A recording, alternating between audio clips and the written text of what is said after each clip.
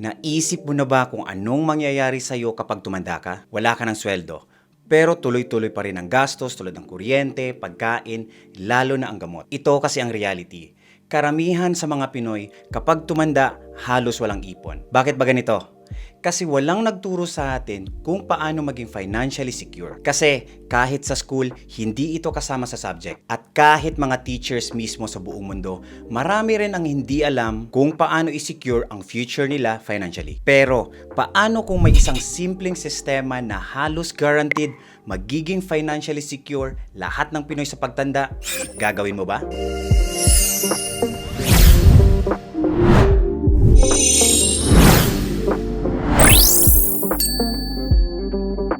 Welcome back to Pinoy Personal Finance. My mission is to educate my fellow Filipinos about saving, investing, and personal finance. Kung handa ka na magplano sa future mo, please like, subscribe, and hit that bell icon. Sa video na to, ipapakita ko kung paano mareresolba ang problema ng retiring broke at bakit dapat ang account na ito ay maging mandatory. And at the end of the video, magbibigay din ako ng step-by-step guide kung paano pwedeng magsimula agad kahit maliit lang ang kaya mong isave. Karamihan kasi sa atin, sobrang late na talaga nagsisimula mag-save para sa future. Trabaho muna, gastos dito, bayad doon, tapos bago natin mapansin, 40s o 50s na tayo. At halos walang ipon. At hindi lang ito feeling natin, may data talaga. Ayon sa isang study ng Sun Life Asia, 66% ng Pinoy nagsisimula lang magplano ng retirement 5 years or less bago mag-retire. At ang 13% naman, wala talagang plano. Kawawa yung mga walang financial education. Ano ba talaga ang financial education? Ito yung knowledge mo kung paano mo gagamitin at palalaguin ang pera mo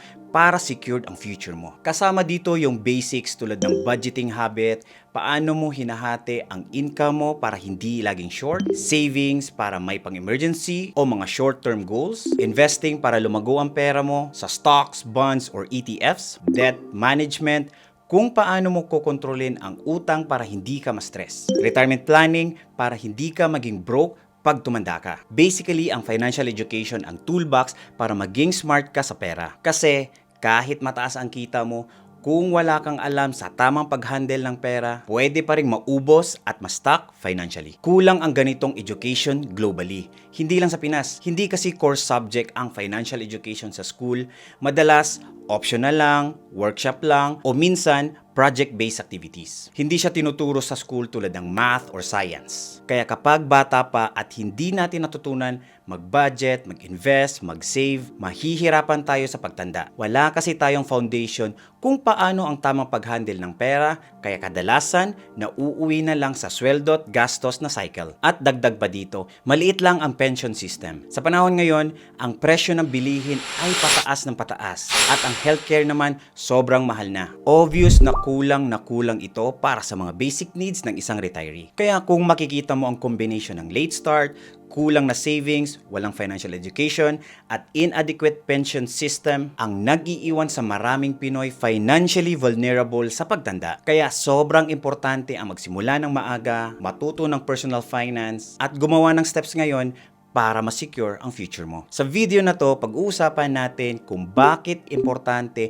ang bawat isa sa atin ay may sariling mandatory retirement account. Kahit anong edad mo ngayon, kung pinapanood mo ito, gawin mong priority ang pagbubukas ng retirement account. At kung may anak ka, mas maganda kung sisimulan mo na rin ang account nila at i-invest ng maaga. Tandaan, the earlier you start, the bigger advantage in the future. Simulan na natin. The harsh reality. Ang average na Filipino na 65 years old ngayon ay pwedeng mabuhay ng 20 years o higit pa. Ibig sabihin, 2 dekada na walang sweldo pero tuloy pa rin ang gastos ng mga basic needs. Dagdag pa dito ang healthcare costs na tumataas every year. Sa US, ang retired couple ngayon na kailangan ng halos 172,000 USD para lang sa medical bills. Sa Pilipinas naman, hindi ganun kalaki pero ramdam din ang taas ng hospital bills lalo na kapag may chronic illness o emergency. Karamihan kasi sa mga retirees umaasa sa SSS o GSIS na pension at yung iba wala talaga. Sa panahon ngayon,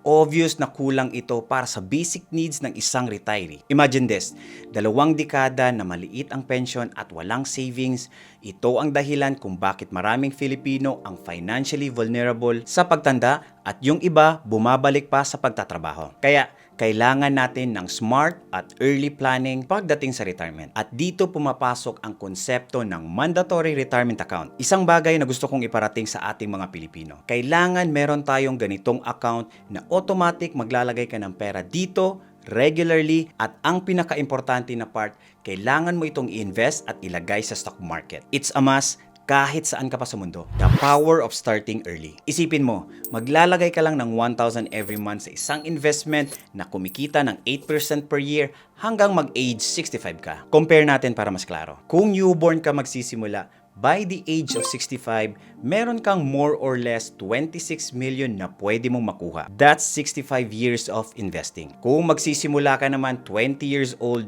for 45 years of investing, lalaki pa rin ang pera mo ng 5 million. Kung 30 years old ka nang nagsimula, that's 35 years of investing, around 2 million pa din. Pero kung 50 years old ka na bago magsimula, halos 346,000 na lang ang maiipon mo. Kita mo kung gaano kalaki ang difference kung nag-start ka ng maaga. Kasi the earlier you start, the bigger your money grows. Kaya kung may pagkakataon ka magsimula ngayon, huwag mo nang patagalin. The Dream System. Imagine mo kung ganito ang sistema natin. Isang simple, automatic, at consistent na paraan para siguraduhin na lahat ng Pinoy magiging financially secure pagtanda. Kahit saan ka man sa mundo, nasa Pilipinas ka man, OFW, permanent o citizen sa ibang bansa, pwedeng makinabang. Number 1, automatic account at birth. Imagine mo kung lahat ng bagong panganak, automatic may retirement agad na gagawin ng magulang. From day 1, pwede nang magsimula maghulog para i-invest. Kaya hindi masasayang ang oras. Number 2, default investment sa safe funds. Yung pera automatic na naka-invest sa safe and proven options tulad ng low-cost index fund o target date funds. Walang stress, walang pilian ng individual stocks. Kasi ang goal dito is long-term growth para secured pag tumanda ka na. Number 3, automated contribution. Pag nagkatrabaho ka na, i-automate mo na ang bawas sa sweldo mo diretso sa retirement account. Walang excuse, walang palusot. Habang kumikita ka, tuloy-tuloy din ang savings mo sa future. Number 4, exclusive for retirement. Lahat ng pera na ilalagay mo dito para lang talaga sa retirement. Hindi mo itong pwede galawin para pang shopping, pambili ng kotse, or pang luxury ngayon. Ang tunay na goal ng account na to ay siguraduhin na may sapat kang pondo pag retire mo. Kaya kung mapapansin mo, kung lahat tayo may ganitong sistema, walang Pinoy ang magre-retire na broke. Avoid burdening future generations. Alam nating lahat ito.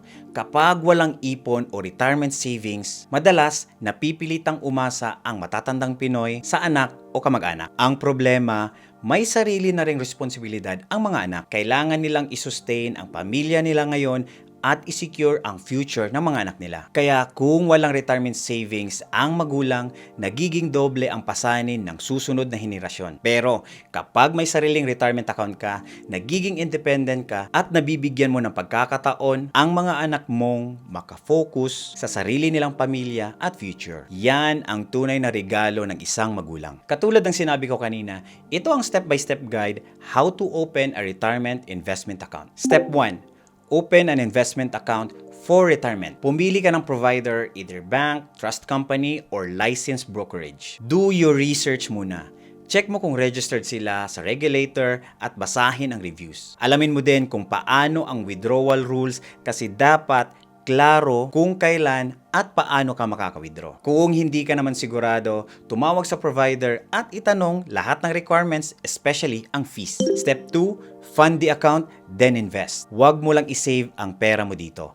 Kailangan naka-invest para tumubo. Especially, no trading and no gambling. Huwag mong i-invest ang retirement money mo sa mga crypto exchanges or unregulated forex. At huwag magpaniwala sa mga hype na big returns ito overnight. Piliin mo ang mga boring pero proven options like low-cost index funds, target date funds, balanced mutual funds, or government bonds. Kasi retirement money mo ito. Dapat safe at diversified. Set an automatic monthly contribution at i-invest ito for long term. Step 3, educate yourself about investing. This is the important part. Invest in what you know. Huwag puro follow lang sa social media. Kasi sabi nila malaki ang dividends, malaki daw ang tubo nila. Magiging confident ka if alam mo ang ginagawa mo. Kahit basic topics lang muna like budgeting, emergency fund, risk tolerance, diversification, fees, at compounding. The more na alam mo, the better decision you'll make. Step 4, don't depend only on government pensions. Never assume na sapat ang government pension sa lahat ng gastos mo. Gawin mong base ang SSS, GSIS, o anumang pension plan. Pero huwag ka lang umasa dito. Kailangan mong mag-build ng sarili mong retirement fund para hindi ka maging dependent lang sa benefits. At yan po ang mga simple steps. Start small if kailangan. Pero dapat start now. Review your account quarterly, not daily. Increase your monthly amount when you get raised sa work. Sa newborns naman, open early under guardian rules and let compounding work. Kung may natutunan ka po sa video na to, tandaan, retirement planning is not optional. It's a must. The earlier you start, the bigger your future will be. At kung nahihirapan ka kung saan magsisimula o anong account ang dapat mong buksan, don't worry, I can guide you. Nag-o-offer ako ng one-on-one financial coaching para matulungan ka na gumawa ng malinaw na plano para sa retirement or even step-by-step guide na swak sa sitwasyon mo. So kung gusto mong i-prioritize ang future mo, click the link in the description para makapag-book ng session. Together, gagawa tayo ng plan para hindi ka maging broke sa pagtanda. And please, don't forget to like, share, at subscribe na rin para mas marami tayong Pinoy na ma-educate para hindi mag-retire ng broke. Thank you so much po for watching and see you in the next one.